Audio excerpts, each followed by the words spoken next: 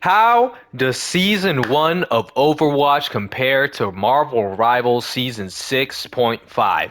All right, so before we say anything, I play both games a lot, a lot, a lot, a lot. So I think in Rivals, I have about 1,600 hours in total in about a year's time since the game came out. I've been playing since Season 0. And Overwatch, I've been playing since about 2023.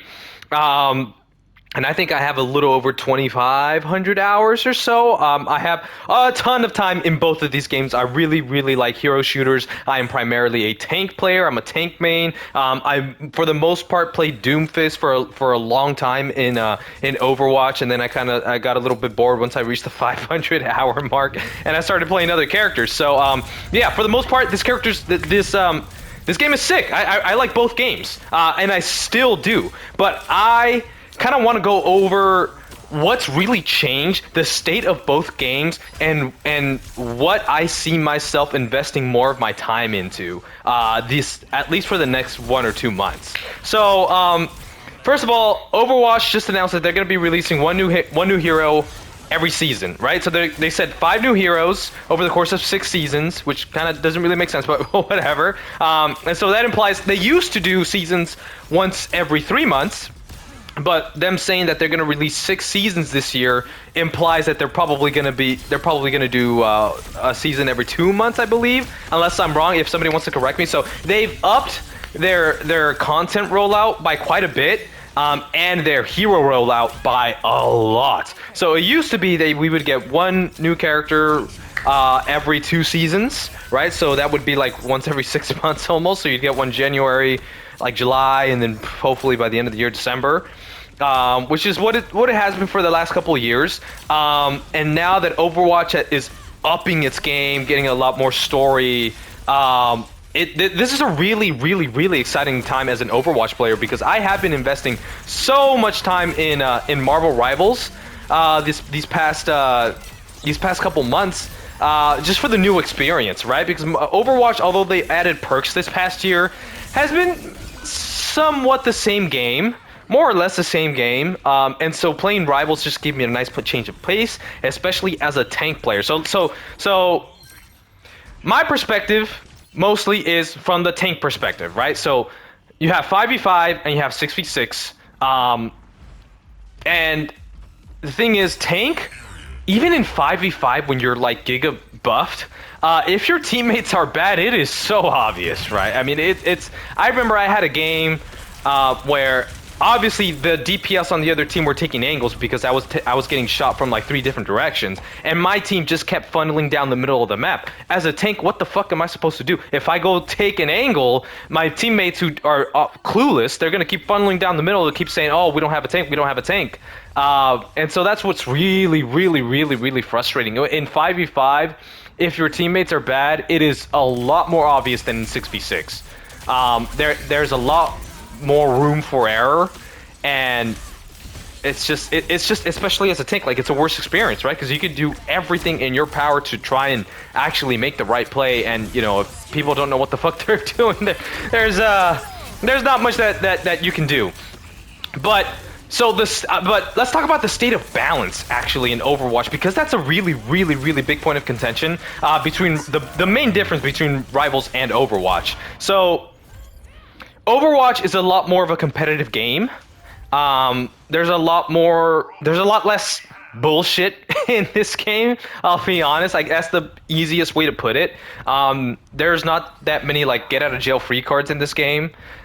There's a lot more burst damage, right? That you have characters like Cassidy that can, fan the hammer, flashbang, and do in like 400 damage in like less than a second. That doesn't really exist too much in Rivals. So Overwatch, the balance. So I've been playing a lot of 5v5, a lot of 6v6. The balance feels really good. It doesn't feel very like bullshit. I mean, sure, there are certain abilities in this game that kind of suck. Like, and there's some characters that are not that good, but just have that one ability, like Junkrat. Man, I hate Junkrat Mine. I hate that so much. I hate how much it boops you up into the air, and I hate that it has a one shot. Like that's stuff that I hate. But you know what? If Junkrat's the only one who really does that, right? Okay, maybe Lucio does that a little bit, but he's a support, so he plays a lot more different than what a Junkrat would, you know, for the most part. So, balance feels good. It doesn't feel like there's that much bullshit in this game. Characters, like they solved a lot of the problems, and they've been listening to the community quite a bit more than Rivals has. And you know what? I want to cite two examples of why Overwatch balance is so much better than Rivals balance. First of all, when everybody made the videos of, or when that meme came out about Onron's face, I think we all saw that, where she pretty much looked like Galacta, right? And when that came out, the Overwatch devs really didn't have to do anything about it, right? They could have just like left it as it was, but they, in an effort to, you know, give their player base what they want, they said that they are going to actually make changes to this character in season 1. That is an enormous effort, and for not much. Maybe it would give them some monetary, I guess, benefit in the future, indirectly through skins, but in the short term, not really, right? It's not like you're buying Onron just to play the character, right? The character's free, so that was a huge W on the developer's part. And number 2, they released a balance patch for all 5 new characters, 6 actually, for 6 characters, within 5 days of the update, right? So Overwatch is not afraid to, number 1, admit their mistakes, and number 2, fix things that are broken, right? Because I remember Domina had a bug where she was getting like an enormous amount of lifesteal, they patched it out within 1 or 2 days. Like it was relatively quick. So Rivals would never. Rivals allows things to be broken for so long, and we keep saying, like, okay, do they play their own game? Do they know what they're doing? There's a good chance that they don't actually know what they're doing, right? Like, this is their first year playing a hero shooter. Or, I guess, being in charge of a hero shooter. But the thing is that Overwatch has been out for fucking 10 years, right? Like, if you're gonna design a game that's in this genre, you have to know the genre. And so, if you're in charge of a game that is as successful as Marvel Rivals, you can't just ignore a game like Overwatch and how they do balance, right? You don't have to necessarily copy them, but allowing Gambit ult to still be how it is for the past, like, what, like 3 months, 4 months almost? Allowing Phoenix to be the way that she was for so long, allowing Hela to have projectiles the size of a fucking bus, right? Like, Rivals doesn't fix their issues, and I feel like it's because they think... Actually, I don't know what they're thinking. I am so confused by half of the decisions that they make. This most recent balance patch, they buffed Star-Lord ult. Who the fuck was asking for Star-Lord buffs? Like, what? What have we been asking? We've been asking for Daredevil nerfs, fucking Phoenix nerfs, Hela nerfs, Gambit ult nerfs, Invisible Woman nerfs, and they don't do anything. The community sentiment around balance the past couple of months, especially these last 2 seasons, I mean, you just look around, right? Everybody's saying they're not... The buffs that they're giving these characters, like, don't make any sense. They're not nerfing characters that actually need nerfing. The season 6 is just season 5.5. Season 6.5 is also still season 5.5, right? Like, it's so insane.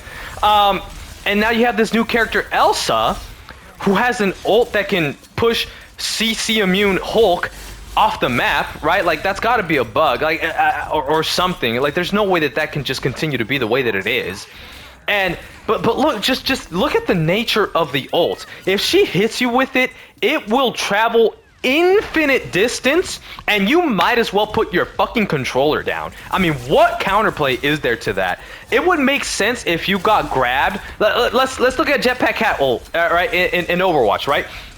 Jetpack Cat is very annoying, but when she grabs you to throw you off the map, you can still shoot, you can still use abilities, right? So if I'm Mizuki right here, and this has happened a couple times where Jetpack Cat tries to get me off the map, all I gotta do is hit Jetpack Cat with a hook, and all of a sudden, there, boom, ult done, ult is over. And because the ult can be cancelled so with an ability like that, the way that you use ults in Overwatch needs to be so much more thought about, right? There's so much more skill in using these ultimates. Meanwhile, you have Elsa Bloodstone, who just, hey, fuck it, go down the middle of the map, take everybody out, and that's it. Nothing you can do about it. Put your controller down. It would be so much more balanced if you got grabbed by the ult, but you can still shoot. And you can shoot the fucking Caltrops instead of being just fucking CC immune. You can't shoot, you can't do anything. Like, what? So many people have made a very good point that although Rivals doesn't necessarily balance for competitive, they still spend millions of dollars on their competitive scene. So you can't really say that Rivals is not a competitive game. Rivals is very much a competitive game. They just don't want to admit it, and it's very frustrating. So at least for now, what I'll be playing, even though they just gave my boy legs, they just gave Adam Warlock legs, bro. Finally, they gave I love Adam Warlock. Adam Warlock and Ultron are two of my most favorite supports because they're not a fucking AFK heal bot in the back of the map, right? Like, you actually have to think.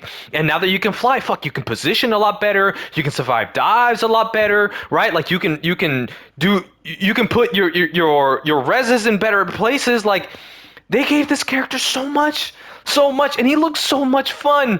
But I don't want to play against Elsa Bloodstone, bro. I don't want to play against Gambit ult for the fucking 4th month in a row. And you know what, dude? With these balance patches, the worst part is they're not going to change it for another month. Meanwhile, Overwatch, they saw something was broken, patched within 2 days. They saw that you know, Mizuki needed buffed within fucking 5 days. Rivals could never, right? So Rivals still has a long way to go. I still really like the game, and I still very much enjoy playing tank on Rivals more so than 5v5 Overwatch. 6v6 is a bit of a different story, but again, I play Doomfist. He only has 400 health. He's not that much of a tank, right? He's still, he's just a bastion that can move, right? Anyway, that I know that's a skill issue. I'm diamond across all ranks, right? Like, whatever. But point is, Overwatch rewards you for actually having skill. In Rivals, a lot of people are like, oh, I'm in Celestial, I obviously know about the game. Meanwhile, they're playing Thing versus Penny, Emma, and Moon Knight, and wondering why their Moon Knight is farming 5 ults before we get a second support ultimate, right? And they want everybody to swap around them, right? Like, we get players like that in Celestial. The rank system in Rivals is just so disingenuous, right? How many people raise your hand if you're in Celestial? Half the fucking room is gonna raise their hand, bro.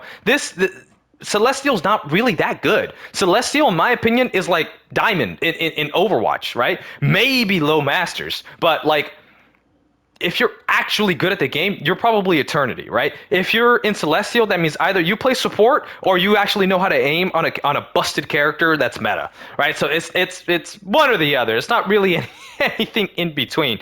So yeah, that's one thing that's also very, very frustrating, is that the players there are a lot of players are boosted in Rivals, right? So you get up to these high ranks and you think that you're such a good player and this and that, and then again you encounter players who don't know when to swap, or I don't know, who just don't know what the fuck they're doing. They don't take any angles. They keep running it down the middle of the map over and over and over again, and keep like expecting something different to happen.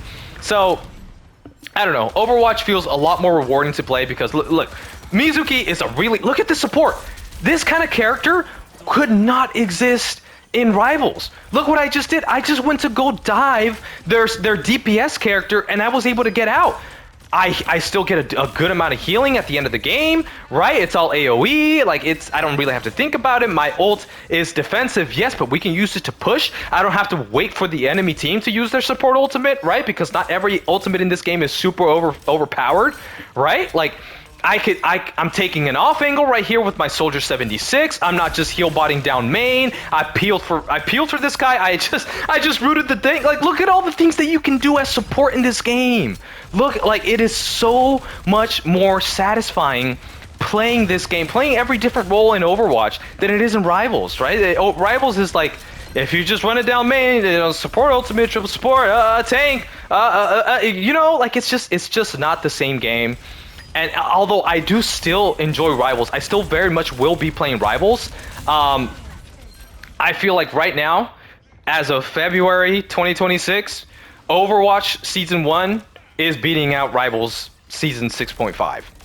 But anyways, that's just my thoughts. Those are just my thoughts. If you guys have any other opinions, I would love to hear everybody's opinions. I reply to literally every single comment that I get on these videos, so take advantage. Let's have a conversation and let's talk about it. And it's not going to come down to right now. In my opinion, Overwatch is better than Rivals right now. But other people might think the opposite, right? Rivals players are probably going to think that, hey, Rivals is better than Overwatch. Fuck that, I'm not going to go play Overwatch. And Overwatch is like, it's a completely different game, right? If you're just playing Rivals, if you're playing Overwatch from the first time coming from Rivals, you're gonna have your shit rocked for for a little bit while you try and break your Rivals habits, because you can't play the game the same. But yeah, anyways, that's enough yap out of me, guys. Have a good day.